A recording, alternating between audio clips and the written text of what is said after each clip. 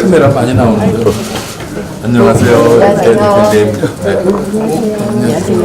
선생님 안녕하세요. 이쪽으로 오니까 많이 복잡하네.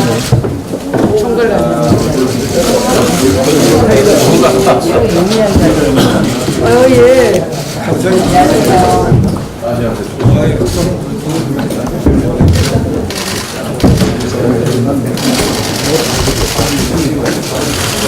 여기서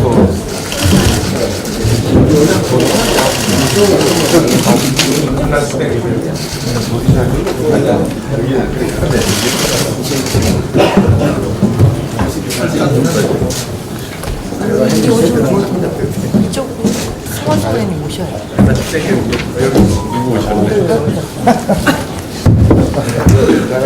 와주셔서 감사합니다.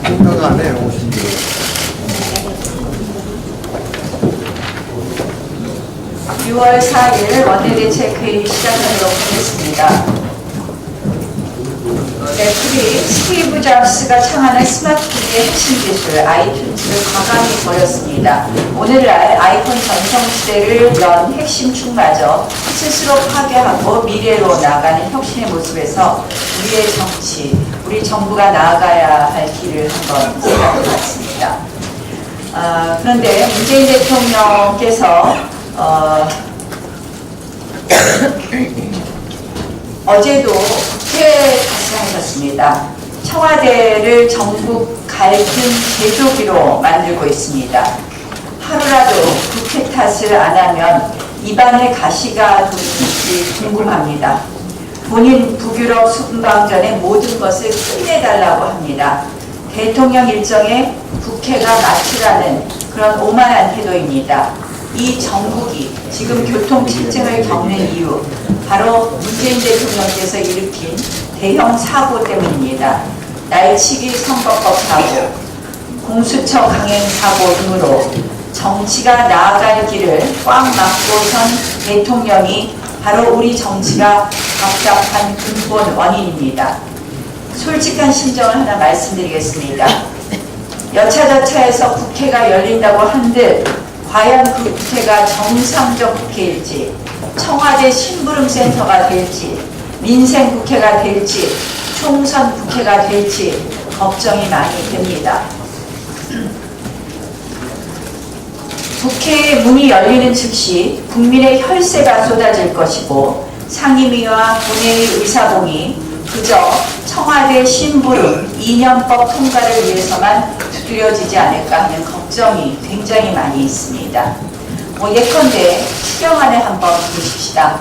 추경안은 우리 이미 재해재난 추경은 재해재난 피해 주민들의 손에 쥐어지는 예산이 하나도 없다는 것을 알고 있습니다.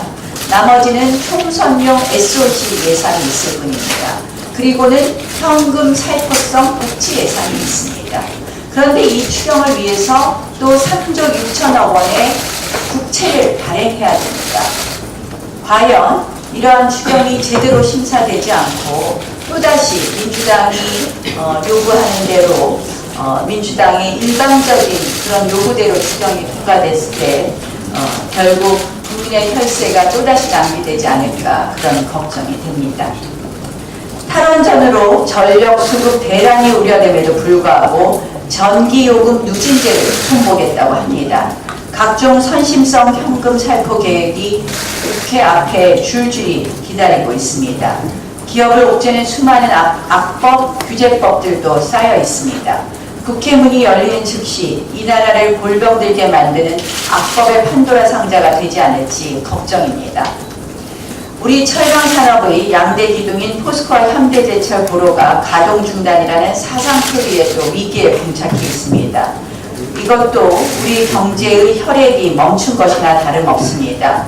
사실 이것을 이 부분에 대해서 이러한 것을 막기 위해서는 산업안전보건법 같은 것을 고쳐야 될 것입니다. 그러한 것이 국회가 해야 될 일일 것입니다. 저희 당은 이미 국회가 열리면 해야 될 법안들을 이야기했습니다. 앞으로 국회 정상화 과정에서 이러한 법안들에 대한 이야기도 좀 나눠보려고 합니다.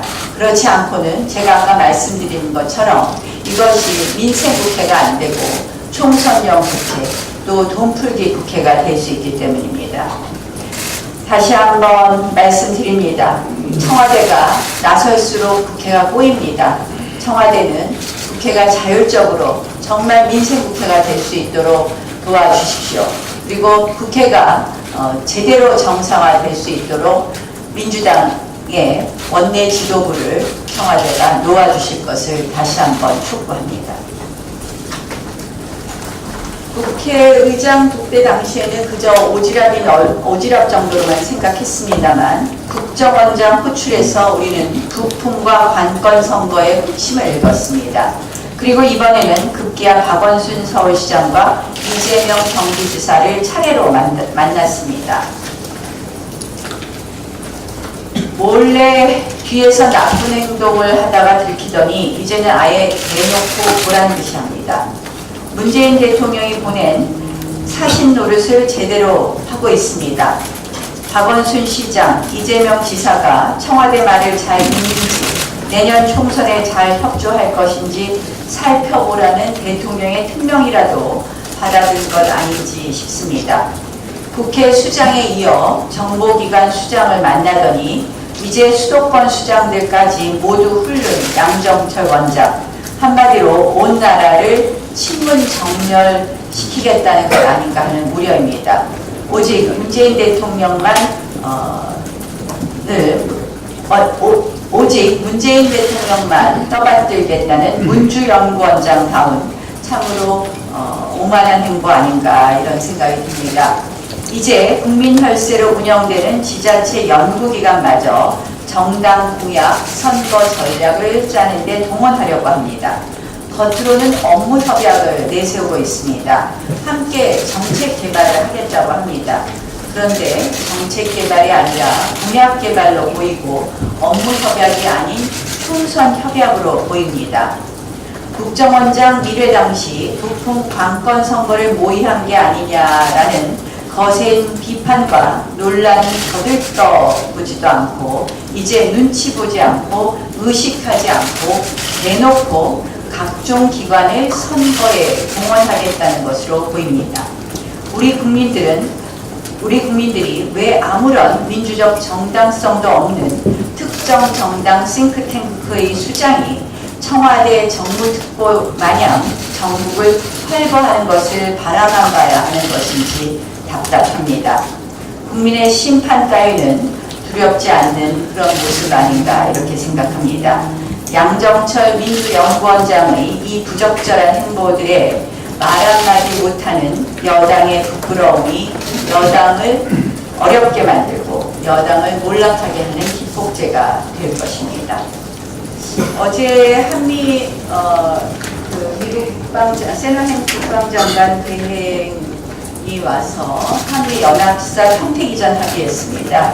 그리고 일단 김 위원장께서 한번 말씀하실 것 같은데 저는 지금 이제 이 미국 측이 사실은 이 연합사의 용산 자유를 희망했었던 것이라 알고 있습니다. 그런데 결국 양국 정부가 이전에 합의했습니다. 북한의 위협이 아직도 존재하는데 인계철선을 이렇게 남하하는 것이 과연 대한민국 안보에 우려가 없는 것인지 매우 우려스럽다는 말씀을 드리면서 이 과정에서 과연 한국 정부와 미국 정부가 제대로 소통했는지 자유한국당이 좀 살펴보겠다는 말씀을 드리겠습니다.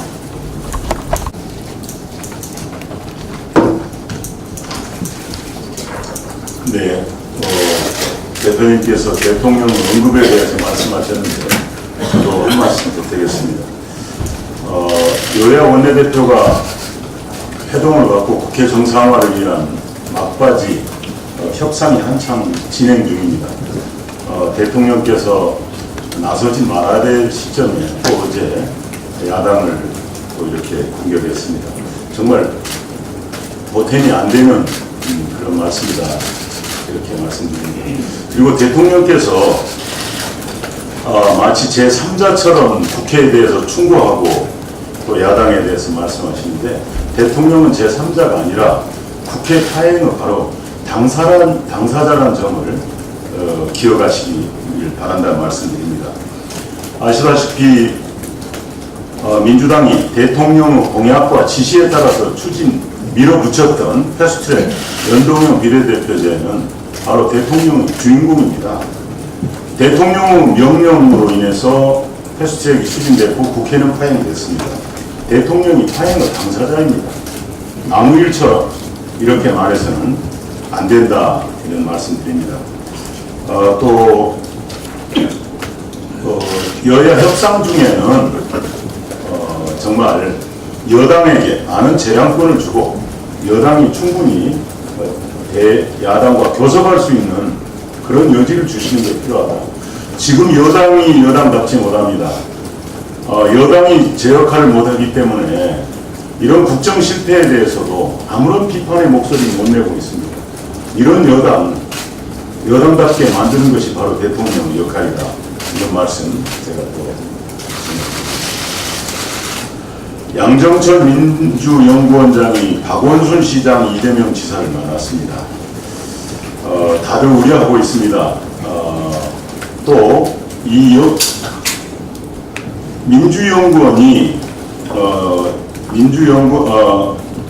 민주연구원이 이렇게 서울시 경기도 연구원과 업무 협약을 체결한 것은 이번이 처음이라고 하는데 우려 지금 눈빛이 있습니다.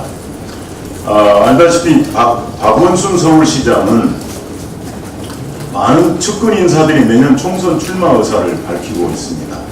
또 그래서 서울연구원의 역량을 내년 측근 인사들 공약 개발에 활용한 것은 아니냐는 그런 우려가 있습니다. 박원순 시장의 포퓰리즘 정책은 서울 시민들로부터 많은 또 우려를 낳고 있습니다. 박원순 시장이 건당 25,000원의 많은 예산을 들여서 무리하게 추진했던 제로페이는 거의 실패에 지금 와 있습니다. 구청을 동원하고 행정조직을 동원해서 무리하게 밀어붙였던 제로페이 문제가 바로 그걸 보여주고 있습니다. 또 박 시장은 서울과 지역 간 양극화 해소하겠다면서 2022년까지 총 2,403억 원 규모의 예산을 귀농 기촌에 지원하겠다고 밝혔습니다. 서울 시민의 예산으로 다른 지자체 경제 활성화에 쓰는 것은 부적절하다는 비판이 있습니다. 바로 박원순 시장이 바로 이제 노골적으로 대권 코스프레 하는 게 아니냐는 우려가 있습니다.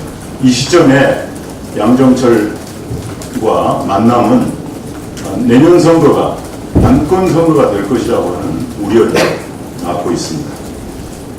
또 박 시장은 서울시에 지금 실시하고 있는 주민자치위원회 제도를 인력을 늘리고 또 공무원을 추가 배치한 주민자치회로 만들겠다고 조례를 바꿨습니다. 그리고 각 구청이 시달했습니다. 많은 예산이 들어가고 공무원 증원이 늘어나는 그런 상황입니다. 역시 이 조직 역시 박원순 시장 의도대로 움직일 것이 아닌가 하는 우려가 있습니다. 이 시점에 민주연구원과 서울시 연구원의 그런 만남 많이 우려가 된다. 정말 민주연구원이 선거를 준비하는 민주연구원이 반권 선거를 연구하는 게 아닌가 하는 우려가 있다는 말씀드리면서 자유한국당은 이 상황을 앞으로 지켜보고 국민과 함께 반드시 체크해 나가겠다는 말씀드리겠습니다.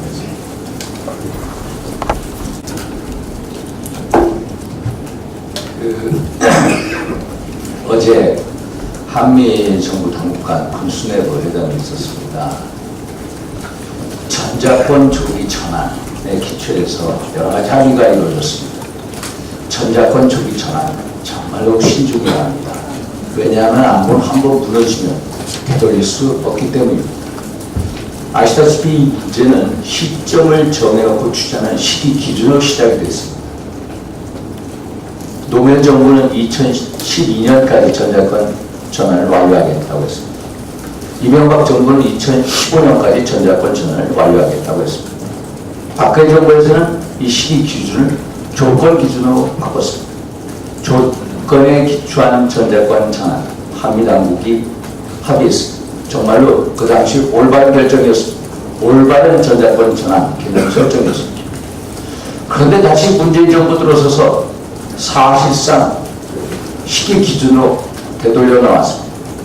올해부터 내년 3년 동안 전자권 전환 조건을 평가해서 2022년 봄 문재인 정부가 끝나기 전에 전자권 전환을 완료하겠다는 것입니다. 어제 모든 합의가 그런 토대 속에서 이루어졌습니다. 패트릭 쉔의 적용도 전자권 조기 전환 적극 추진하기로 했습니다. 한마디로 섣부른 결정이 군사 문제는 군사적으로 판단해야지 정치적으로 판단해서는 안 됩니다. 전자권 전환은 군사적 조건으로 판단해야지 정치적 조건으로 판단해서는 안 됩니다. 앞으로 2년 사이에 정말로 우리 군이 한미 연합 전력을 주도한 핵심 능력을 구축할 수 있겠습니까? 정말로 우리 군이 수십조 원의 전력 증강 예산을 쏟아부어서 군사위성을 띄우고 전천으로 정보 수집기를 띄워서 정보전 능력을 구축할 수 있겠습니까? 사드 결시도 실패한 이 문재인 정부가 어느 세월에 독자적으로 요격 미사일을 개발해서 배치할 수 있겠습니까? 정말로 힘든 상황입니다. 북한은 아시다시피 지난달에 신형 탄도의 미사일 발사 시험을 완성시켰습니다.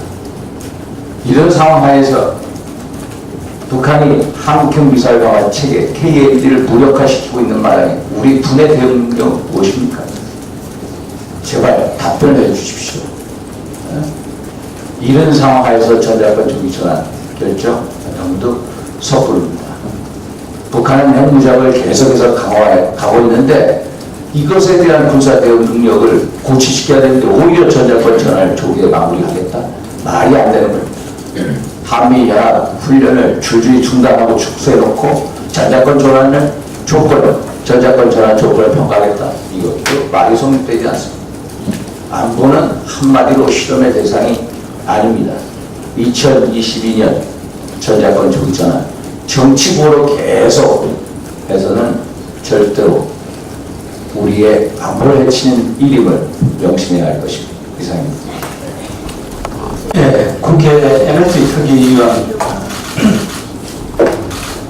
국회 에너지 특위위원 또 탈원전 특위위원장으로서 한 말씀 드리겠습니다. 정부가 국민의 명방 부담을 덜겠다며 전기요금 누진제 개편 방안을 어제 내놓았습니다. 민관 태스크포스가 제시한 개편안은 이러한 누진 구간을 확장하는 것이고 이해하는 누진 단계를 3단계에서 2단계로 축소하는 안입니다. 세 번째 안은 아예 누진제를 폐지하는 안입니다.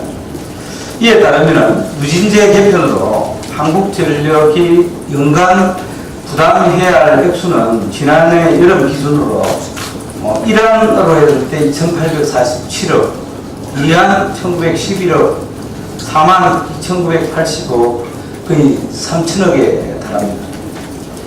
잘 아시다시피 한국전력은 문재인 정부의 탈원전에 직격탄을 맞고 원래 1월부터 3월까지 1분기 동안 사상 최대 6,300억 원의 적자를 기록했습니다.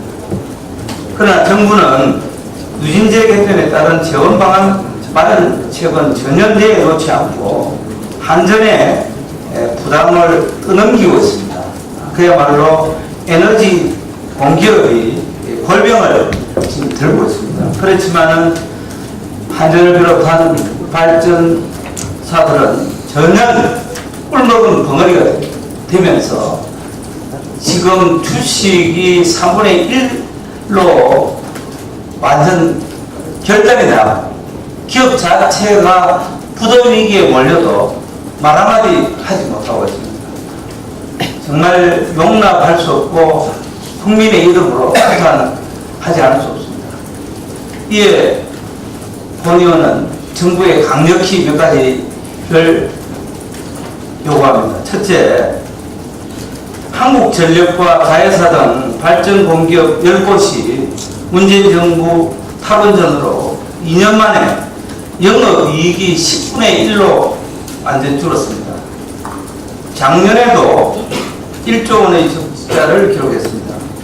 도대체 공기업 적자 부채 문제를 어떻게 해결할 것인지 답해 주시기 바랍니다.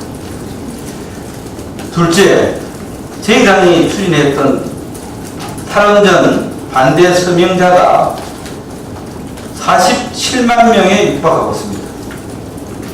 탈원전 반대와 신안을 3, 4기 건설 체계 이 여러 같은 서명에 대해서 왜 청와대는 답을 하지 않습니까? 20만 명이 넘으면 청와대가 답하게 되어 있는데 청와대는 입이 없습니까? 왜 산업통상자원부로 떠넘깁니까? 근데 왜 산업자원부는 또 답을 하지 않습니까? 용납할 수 없고 국민을 무시하는 이 태도 정말 국민의 이름으로 규탄하지 않을 수 없습니다.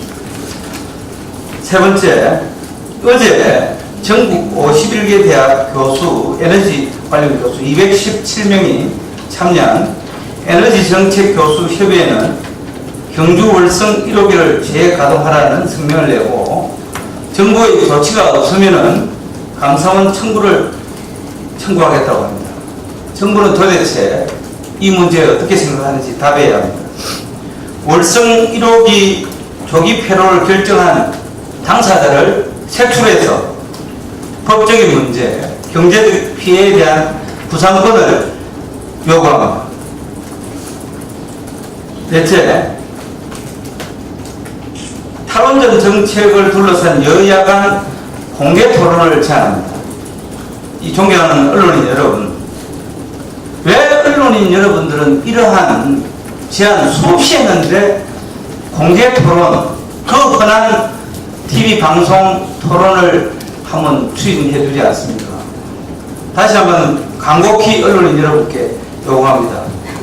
문재인 정부의 잘못된 탈원전 정책이 가정과 기업을 지금 파괴하고 있습니다. 이 절제절명의 탈원전 정책에 대해서 어느 나라의 말이 맞는지 생방송 토론을 오늘 꼭 회사에 들어가시면 데스크에 요청해서 공개 토론을 해 주시기를 바라고 저희 당은 언제라도 여기에 응하겠다는 말씀을 드립니다. 이상입니다. 최근 문재인 정부 그리고 홍남기 경제부총리의 경제인식 그리고 최저임금에 관련해서 한 말씀 드리겠습니다. 최근 경제부총리가 한국 경제가 위기라는 지적에 전혀 동의할 수 없다 이렇게 이야기를 했습니다. 지금 최근 각종 지표는 그야말로 최악입니다. 조금 전에 얼마 전에 경제 성장률 1분기 성장률이 마이너스 0.3% 마이너스 성장을 이야기했습니다만 그건 지난번에 한국은행 속보치였습니다. 오늘 한국은행에서 다시 잠정치를 1, 4분기 발표를 했는데 마이너스 0.3에서 0.4 마이너스 0.4로 추가 하향 조정을 했습니다. 아시다시피 수출도 6개월째 마이너스를 기록하고 있고 4월 경상수지는 7개월 만에 적자가 예상되고 있습니다. 그리고 얼마 전에 발표한 IMD의 국가경쟁력 순위마저 지금 후퇴하고 있습니다. 민생경제는 파탄입니다. 정부만 나홀로 위기가 아니라고 합니다. 문정부의 안이한 경제인식을 심각하게 우려하지 않을 수 없습니다. 지금이라도 당장 정책을 다시 살펴보시고 소득 주도 성장 등 경제 정책을 폐기를 하고 경제 정책의 전면 대전환을 촉구합니다. 그리고 최저임금을 동결하거나 인하해도 모자랄 판에 문재인 정부는 여전히 최저임금 인상을 이야기를 하고 있습니다. 금년 초에 최저임금 산정 계산 방식을 변경함에 따라서 금년부터는 주휴수당을 포함하면 소상공인과 영세 자영업자가 부담하는 사실상의 최저임금은 벌써 원래 1만 원을 넘었었습니다. 1030원입니다. 2020년 최저임금 1만 원 공약이 1년 앞당겨진 올해 벌써 실현이 된 것입니다. 그래서 대통령께서 혹시 최저임금 1만 원 공약에 집착하지 마라 이렇게 말씀하신 거 아닌가 생각이 됩니다. 이미 그 공약 다 실현됐으니 더 이상 신경 쓰지 말라고 말씀하신 거 아닌지 의문입니다. 여기다 청와대 측이 언급한 대로 내년 최저임금을 4% 인상을 하게 되면 430만 명의 근로자에게 금년에 추가로 최소 3조 원, 많게는 17조 원의 임금을 올려줘야 됩니다. 이 돈 누가 부담합니까? 또 문재인 정부가 국민 혈세 틀어서 임금 보전해 주려고 하십니까? 최저임금은 고용주가 부담하는 것입니다. 이미 쓰러져 있는 소상공인과 자영업자의 발목에 또다시 모래주머니를 채우겠다는 것입니까? 얼마나 많은 국민들을 일터에서 거리로 내몰고 나서야 최저임금을 중단하려고 하시는 겁니까? 지금 필요한 것은 최저임금의 감속이 아니라 스톱시키거나 후진하는 것입니다.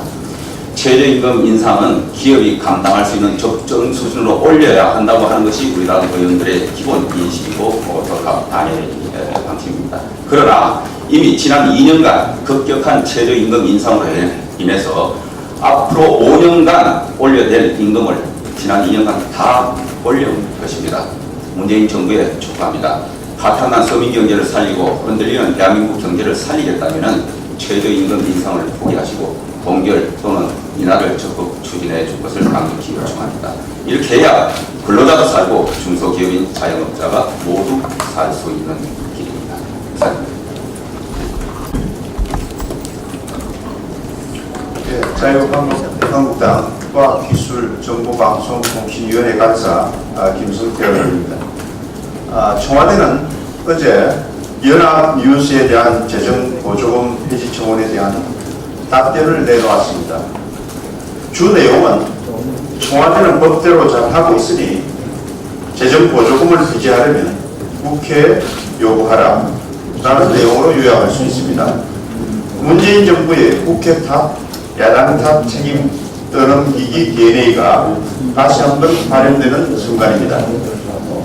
100번 양보해서 연합뉴스에 대한 재정보조제도 폐지는 국회 논의가 필요한 입법 사항이라고 할지라도 제도 운영의 책임은 오롯이 정부에 있습니다.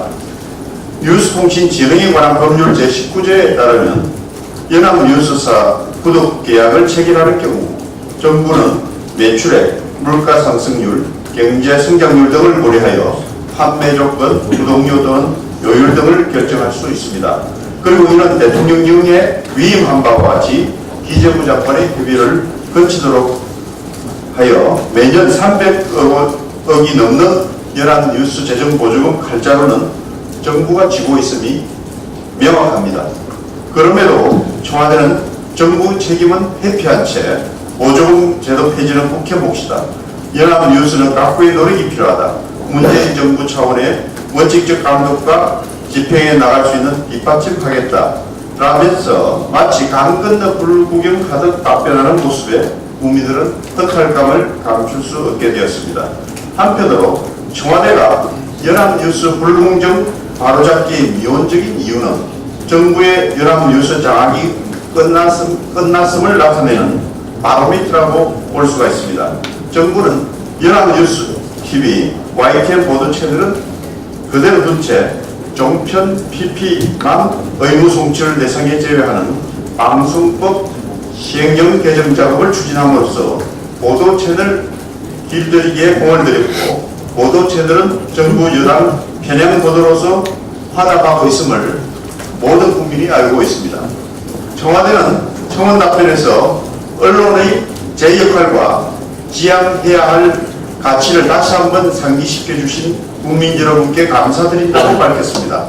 언론 장악을 끝마친 정부의 비연자약한 거짓 세대에 자유한국당과 국민은 함께 분노를 금치 못하고 있습니다.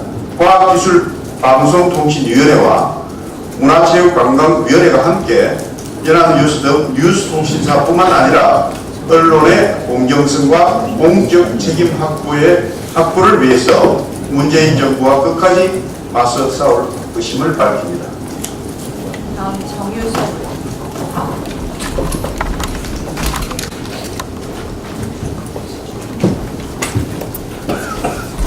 예, 지난달 30일부터 인천 서구 거마, 백석, 양화동 지역 아파트와 학교에서 붉은 수돗물이 나온다는 주민 신고가 잇따르고 있습니다.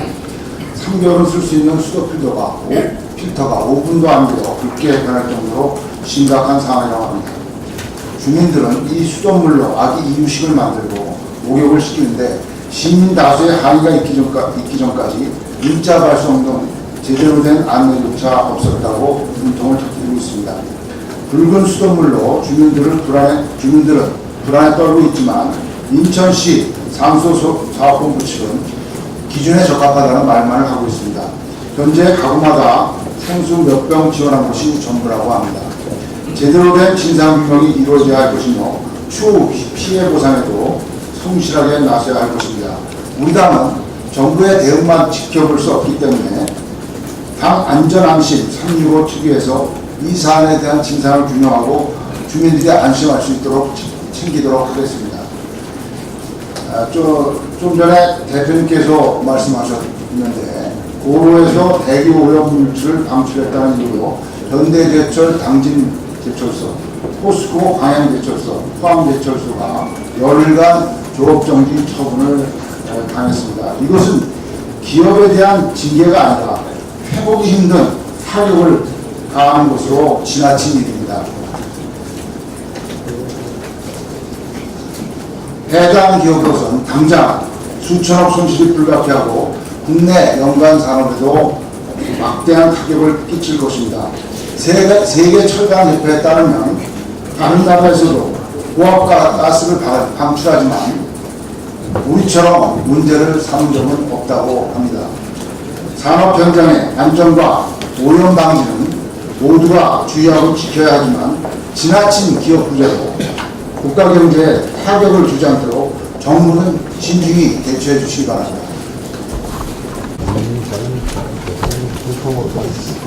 최규일 의원입니다. 2017년 5월 10일 대통령 선거 다음 날입니다. 청와대는 한미 정상 첫 통화를 했다. 한반도 안보 위기 해결을 위해서 긴밀히 협력하기로 했다. 이런 시일 내에 정상회담을 할 것이다. 그리고 2017년 9월 18일 다시 한미 정상 통화 브리핑을 합니다. 북한의 미사일 발사에 대해서 논의를 했다.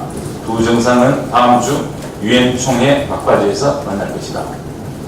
그리고 2017년 12월 1일 문 대통령과 트럼프 심야 1시간 동안 통화를 했다. 이틀에 걸쳐 80분 통화를 했다. 문 대통령께서 육해공 대응 타격 등을 설명했다. 그 다음에 2018년 1월 11일 트럼프는 문재인 대통령과 통화해서 북한이 원하면 대화 열려 있다고 했다.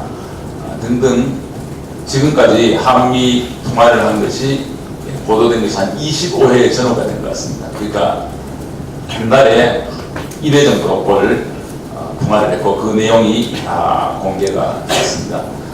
강효상 의원이 공개한 내용, 트럼프 대통령과 문재인 대통령 간의 통화 내용, 당연히 국민들에게 알려야 할 내용입니다. 그리고 그 내용이 정상회담에 관해서 논의를 했다. 한국이 요청했지만 미국이 응하지 않았나? 이것이 뭐 그렇게 큰 정말 알려서는 안 될, 국민들에게 알려서는 안 될, 국제적으로 알려져서는 안 될 국가적인 기밀이며 이것이 얼마나 큰 그 죄를 지었다고 할 수 있는지 정말 의문입니다. 반면에 서른 의원은 지난 5월 31일 정부가 다음 주에 국제기구를 통해 5만 톤을 지원할 예정이라고 했습니다. 본인이 지원하는 것이 아니고 정부가 지원할 예정이다. 서른 의원은 식량 부족으로 어려움을 겪는 북한 사람이 1000만 명 수준이고 중국기가 지나면 밑으로 온 수준이 될 것으로 전망한다. 5만 톤을 지원해도 북한 식량 부족을 해결하려면 145만 톤이 부족하다. 북한이 가장 필요로 하는 5월에서 9월을 넘겨서는 안 된다. 이것은 어떤 통일부 등의 그런 전문적인 정부로부터 정확한 정보를 얻지 않으면 발표할 수 없는, 개인적으로는 알 수 없는 그런 내용입니다. 이에 대해서 민주당에서는 서른원 발언에 대해서 기자들에게 아직 논의가 진행 중이라며 해당 내용을 보도하지 말아달라고 했다.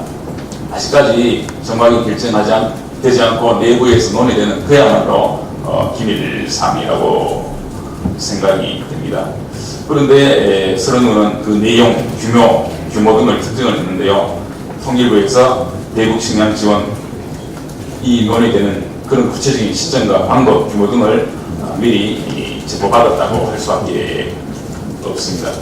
그리고 이 내용은 사실 이 내용이 공개될 경우에 유엔과 미국, 일본 등 북한의 핵무기 보유 및 탄도미사일 발사 등으로 국제적인 제재를 원하는 나라, 관련된 나라들에게 당연히 알아야 될 사안이고 사전에 협력해야 될 사안. 이런 중대한 기밀을 누설한 서른원 등 여권 관계 인사들에게 대해서는 아무런 책임이나 조사도 하지 않고 당연히 알려야 될 내용을 국민들에게 알린 이 야당 국회에 대해서는 감찰을 하고 고발까지 하는 이런 일이 벌어졌습니다. 이런 서른의원뿐만 아니라 정청래 전 의원, 문정인 특보 등 이런 분들도 다 국가적인 기밀을 누설을 했습니다. 이에 대해서 당연히 청와대가 늘 하듯이 휴대폰을 압수하고 내부 감찰을 하고 고발을 해야 될 것입니다. 그래서 이러한 사항에 대해서 저희 당에서 서른 의원, 정청래, 정인 등에 대해서 고발하기로 결정을 하고 고발할 예정을 알려드립니다. 정말 잘했습니다. 마지막으로 순서.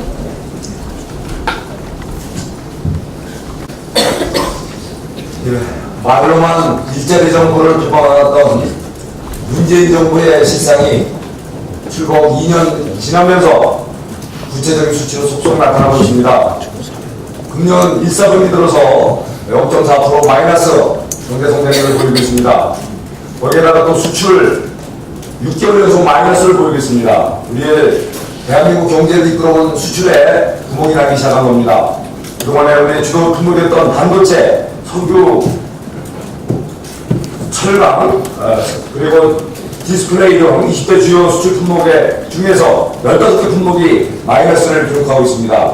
이러한 현상들은 최근 발표된 스위스 국제금융개발연합원 IMD의 국가경쟁력 순위에서 나타나고 있습니다.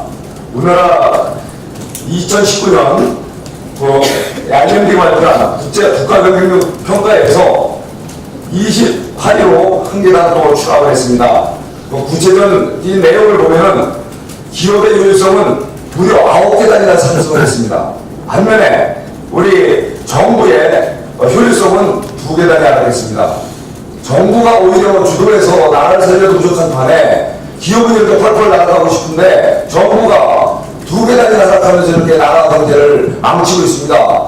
그동안 우리 말씀드렸던 대로 소득주도 성장이라는 황당한 정책으로 우리 경제를 망가뜨리고 있습니다. 위에 먹거리 수출까지로 지금 이렇게 먹구름을 들이고 있습니다. 바로 이 잘못된 정책으로 인한 경제 파탄, 민생 도탄, 세금 폭탄, 이 3탄의 허덕이는 우리 대한민국 경제 다시 한번 근본적으로 정책 전환해서 해결해야 됩니다. 우리 자유한국당 반드시 우리 대한민국 민생 살리기 위한 투쟁 더 강력히 하겠습니다. 이 정부 잘못된 걸 인정하고 스스로 오만 불선 버리시기 바랍니다. 이상입니다.